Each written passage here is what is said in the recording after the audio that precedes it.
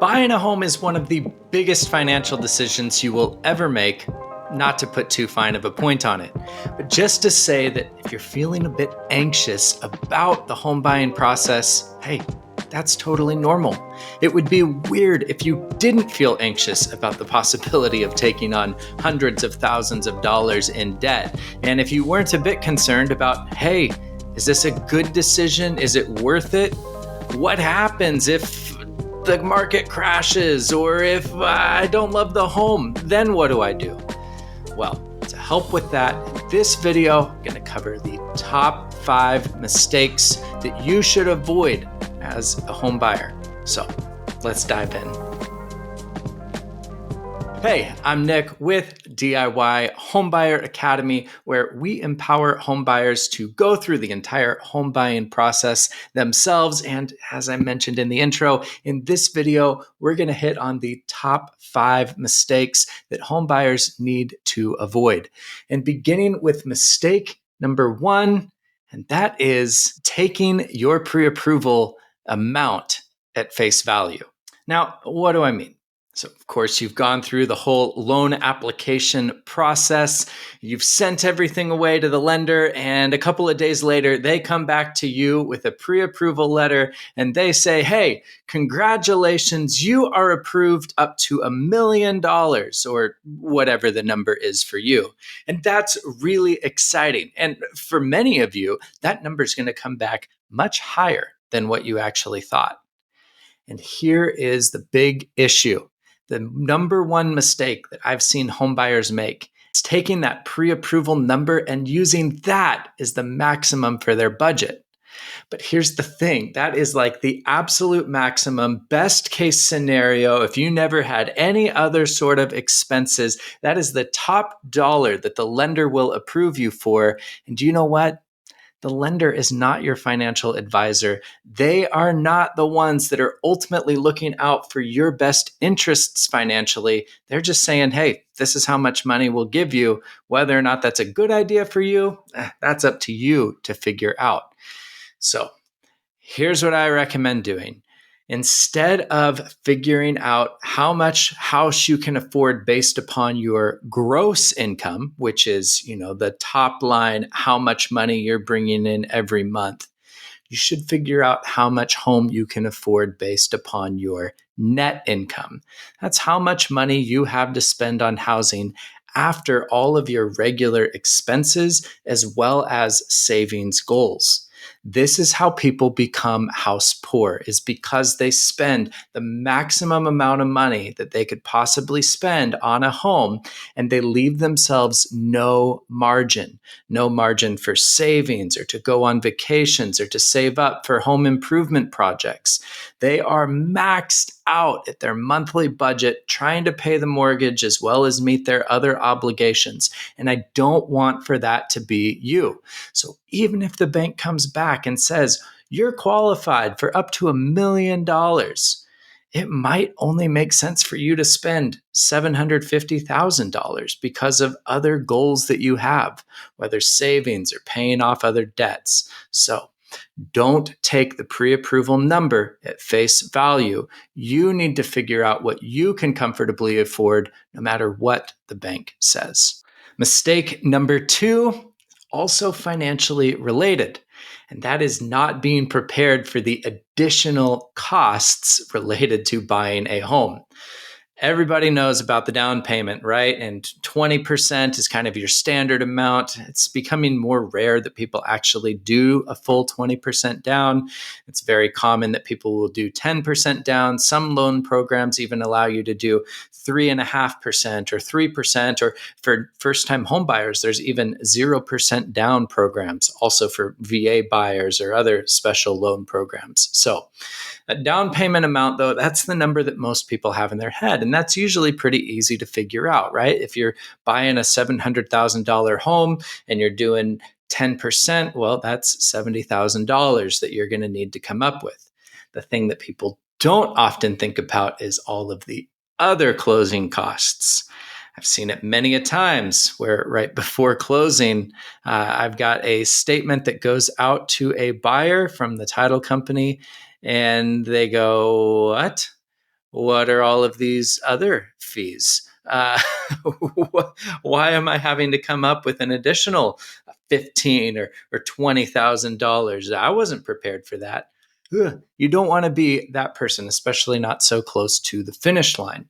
You need to prepare for the fact that there are going to be substantial closing costs, often around 1 to even 3% of the total price of your home. So, on a $700,000 home, you should be prepared to have up to $21,000 in closing costs. What are those closing costs? Well, they're property taxes, and they are recording fees and title fees, appraisal fees. A big one is just the costs of your loan. There's origination fees and underwriting fees. There's a ton that is all baked in there, and you as the buyer are responsible for those things at closing.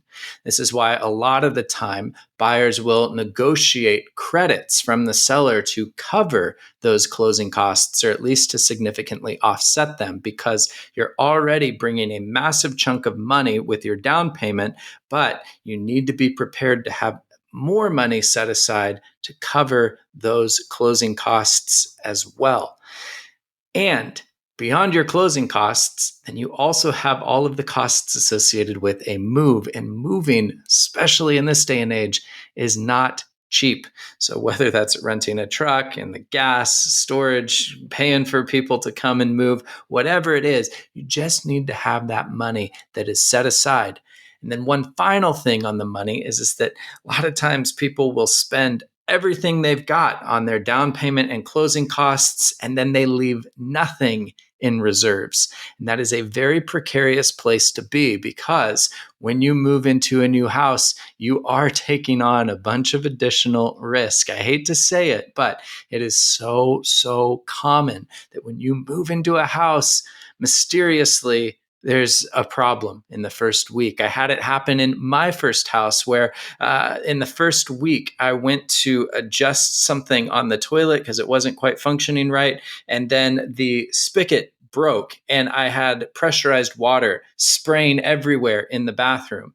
And of course, it's a brand new home. So I'm trying to figure out, well, where's the main water shutoff? And remembering all of that, long story short, did several $1,000s of damage. And I am so grateful that we had some money set aside to be able to address that. Otherwise, that would have been very stressful financially. So do make sure that you don't spend everything that you've got, that you have some money in reserves to just cover whatever might come up once you move in. So that's number 2, is that you need to be prepared for the additional costs related to buying a home. Mistake number 3 that I see homebuyers make is that they underestimate the timeline, the amount of time that it takes to successfully purchase a home. You think that, like buying a car or any other purchase that you make, that it'll go pretty quick. But the home buying process is, for most people, pretty drawn out. Even just the process of getting pre-approved and shopping lenders generally takes 1 to 2 weeks, and that's what you should do before you start your home search in earnest. Then, for most people, searching for a home takes another 1 to 2 months before you find the right place. And then once you have found the right home, well, then you're looking at another 30 to 45 days typically for closing. So, in that, you could be home shopping for anywhere between 3 to 6 months from the time that you start the process to when you're actually getting the keys and moving in. This is something to keep in mind, whether you have your own home that you're planning to sell, or as you're making arrangements for your lease and whether or not you need to renew it or making a cross-country move. Just know that this process takes time, and you want to be able to have enough margin and time so that you don't feel rushed into making a decision. So don't underestimate how long it's going to take to buy a home. Give yourself at least 4 to 6 months for it all to come together. Mistake number 4 that I see too many home buyers make is that they make a very speculative purchase. Now, real estate investing is a wonderful thing, and I know that it has risen in popularity online and on social media. And so there are a lot of folks that think, hey, I will buy my primary residence in an up and coming area where I'm going to have massive appreciation and equity so that in a couple of years I'll be able to sell it and turn it for a profit. Look at that. I'm getting both a primary residence and it's an investment. The best of both worlds. Win, win, win.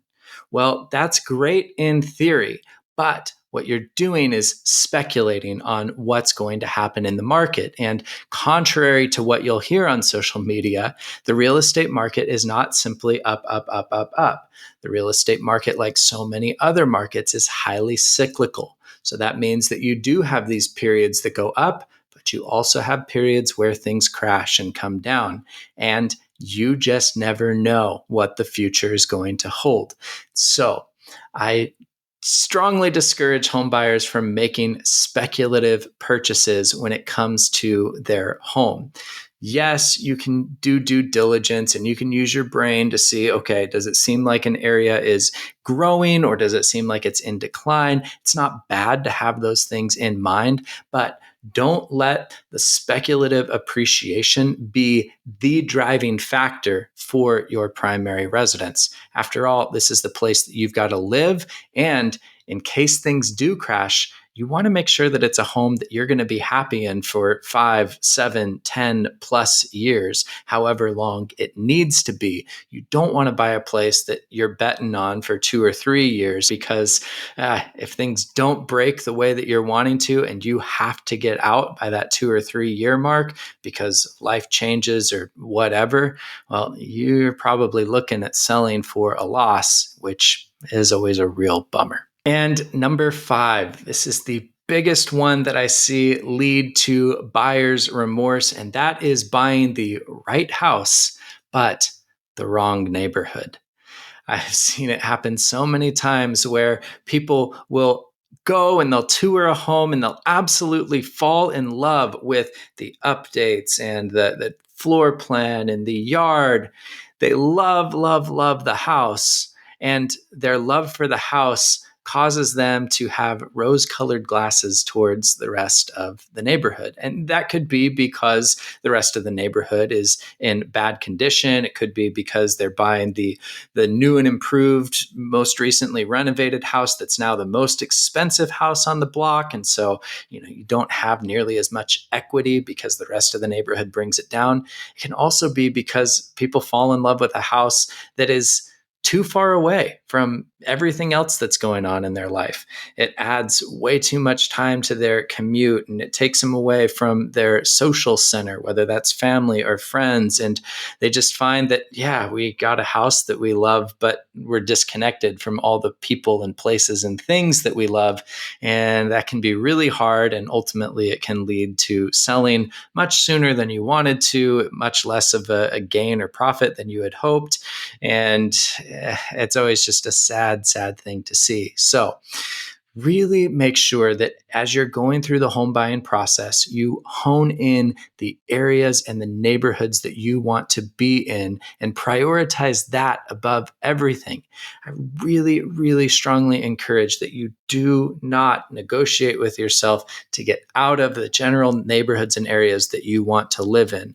Because once you do, if you find the perfect house, but it's the wrong neighborhood, you can't change the neighborhood. But if you buy the house that's not exactly ideal, it's not exactly perfect, but it's in the perfect spot, well, guess what? You can change things about the house. That is a way easier thing to do than trying to change a neighborhood or a location. I've yet to see anybody really figure that out. So, in summary, those are the 5 mistakes that you should avoid as a home buyer. You should not look at the pre-approval number as the amount of money you should spend. You should figure that out yourself. So don't spend the maximum amount. Figure out what's truly comfortable for you with your budget and with your savings goals. Number 2, make sure that you're prepared for all of the additional costs related to buying a home. Make sure you know your closing costs, moving costs, and have some money set aside for anything that might come up, emergency, maintenance related, once you move into the house. Number 3, have a realistic understanding of the time frame, that 4 to 6 month period that it typically takes to buy a home. from start to finish. Number 4, don't be overly speculative on your purchase. Make sure that you're buying a house that you would be happy in for 5+ years if the market doesn't go the way that you want. Don't buy your primary residence based upon what you think might happen. And number 5, prioritize location, location, location. You hear it all the time in real estate.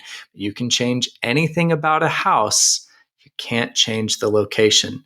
So don't buy the perfect house in the wrong location. It would be far better to get into the less ideal house in the perfect location because you can always fix up the home. And as a 6th bonus mistake that I see home buyers make is that they just assume they have to have a costly buyer's agent to help them through the process. Of course, the DIY Homebuyer channel is here to say, hey, you know what? You can learn how to buy a home representing yourself. And in doing so, save 2 to 3% in buyer agent commissions that you no longer have to be responsible for. And you gain a lot more control, a lot of knowledge and skills, confidence. All of that translates over into so many other areas of life. I firmly believe in being a DIY homebuyer. And by subscribing to this page, you're going to find all kinds of wonderful information and insights on how to buy a home. Of course, if you're looking for something right away, in the description below, there is a link to an amazing resource called 5 Strategies to Save You $5,000 or more on your next home. That is yours completely free. So do be sure to grab that. And as a last thing before you go, make sure to do all the things. You like, you subscribe, you share this video with a friend, leave a comment with your questions, and make sure to check back as soon as another video is posted. Happy home buying. I know it is a big decision and it can be a stressful process, but you got this. You absolutely do. Keep these things in mind. I'll see you in the next one.